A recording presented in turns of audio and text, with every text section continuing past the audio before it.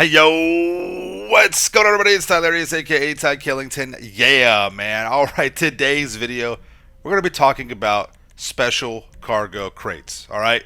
In 2021. And is it worth it? Is it worth even doing? Is it worth going through the crate process, sourcing them, selling them? And we're going to talk about that and a few other things as well. Now, before we get started, make sure you guys are subscribed. Turn on notifications so you guys don't miss out any future content, money guides, live streams, everything over here on my channel. If you enjoyed the video, make sure you drop a like, okay? So, with the CEO crate business, now, again, this business has been around for a long time. This was the first real business that we got in GTA 5 Online, and it has changed. It's changed a good bit. We've got different vehicles been added to the game that have changed the process, made it more efficient. The Terabyte, the Mark II. There's different little methods that have crept up here and there. But for the most part, it's sourcing crates, and then it's selling them once you get your warehouse to a particular level, right? We all know that the Cayo Perico Heist is the top dog when it comes to making money in the game. And if you are a new player, that is the main answer. You got to grind and make money until you get enough to buy a Kasaka submarine, and then you start running your Cayo Perico Heist. I said this in a video as soon as the Cayo Perico Heist came out. I said that this, because it pays so much, it's a blessing and a curse. It makes it to where people can get a lot of money really quick, really easy, but it will pretty much make every other business in the game null and void. So it kind of messes it up for existing players that enjoyed those other businesses, because we're all about the time to money efficiency. And for new players, they probably won't even get a chance to experience a lot of the good content that comes from running crates, doing MC business, and the bunker business, and all those things involved that we all, the old school players kind of grew up with and evolved with in this game, right? Starting out with the CEO crates.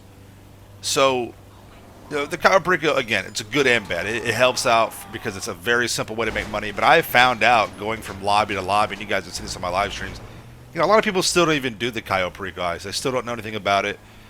So it's missing the mark for a lot of people. So crates are what they got, import export stuff like that. These are really fun and good businesses. They really are.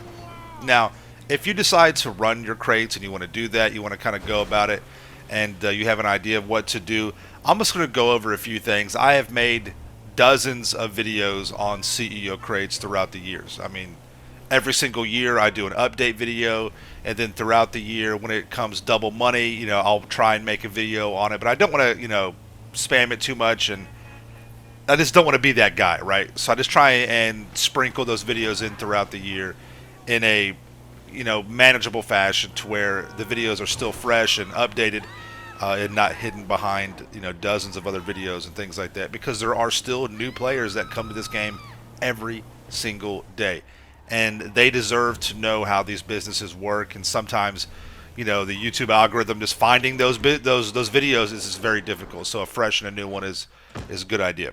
All right, so I'm just going to go over just some quick tips real fast. And please, on my channel, you can just go to the little magnifying glass and you can search, just look up CEO crates, and tons of videos of mine will pop up, and you can watch those and find out everything you need to know about running and sourcing crates in GTA 5 Online. Okay?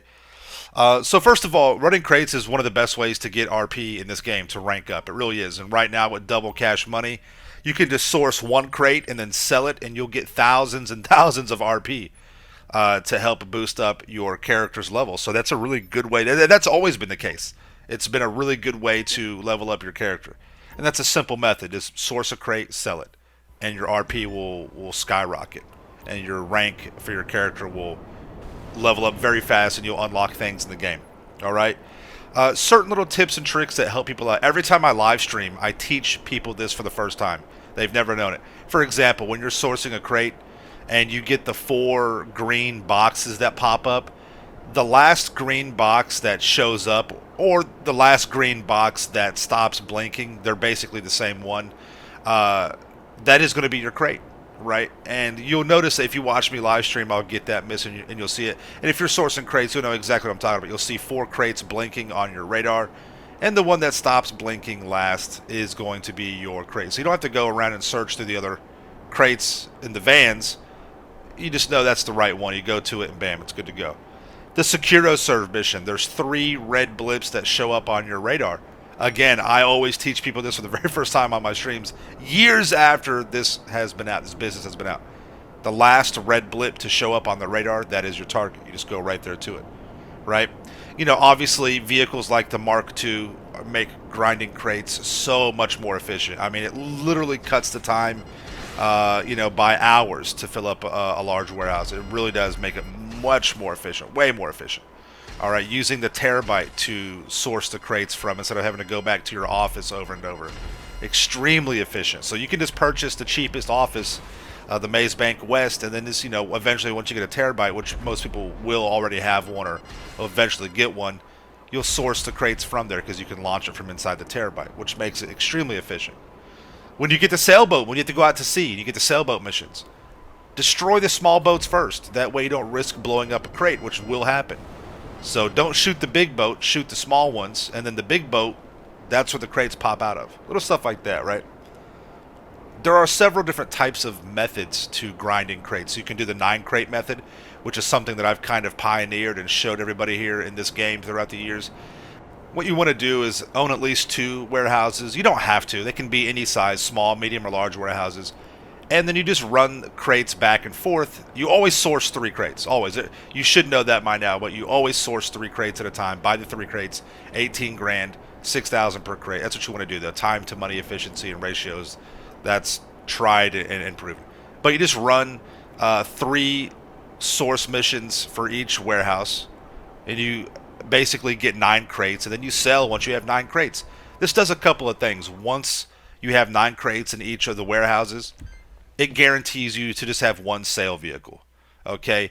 And 2, you get that reward much quicker. Now, it's not the most efficient in regard to the money ratio, but it's the most efficient in not burning you out, basically. Because to fill a large warehouse, that's 111 crates. And if you're sourcing 3 crates at a time, which you should be, that's 37 runs, basically, to get that filled up. So instead of doing 37 runs, you just do 3 for each one of your warehouses. And if you don't have 2 warehouses, that's fine. You can just have 1. And then you'll fill the cooldown time with doing like a headhunter or a sightseer, a VIP work, right? Which is double money as well this week. So that's how you do that. But once you get 9 crates in each one of your warehouses, you sell them. It guarantees 1 vehicle. You get the reward. You get the money.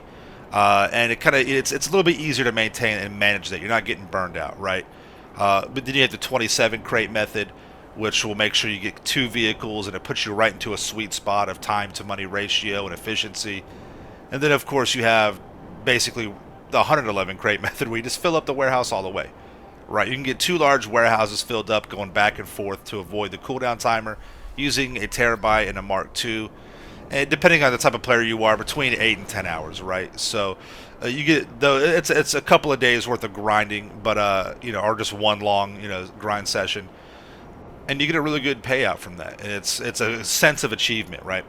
Now, again, you should know this. You need to be in a solo lobby to source and sell your crates. It's very easy to be griefed in GTA 5 Online. We all know that. And there are a lot of bugs and glitches. So if you do get bugged out or glitched out, you can always close the application, and you'll lose a few crates, but you're able to, you know, save the majority of them, just resource the 3 or 4 crates you lose, and then sell again. So there are bugs and glitches. It's unavoidable. There's griefing out there, so always try and be in a solo public lobby, which you have to be in a public lobby, but you can get into a solo one. And then you can sell that way and source that way as well, which is, you know, beneficial to you. When you are delivering your crates back to your warehouse, always walk into the warehouse. Don't go to the big chrono ring unless you have a vehicle, like a van, like it's a 1 vehicle, 3 crate kind of setup. It just speeds up the process. It cuts off about 30 seconds of time. Little things like that add up. But, you know, when you're doing this over and over and over again, that turns into you know, a significant amount of time that you're saving, right? And again, like I said, always 3 crates. Always 3 crates. Source 3.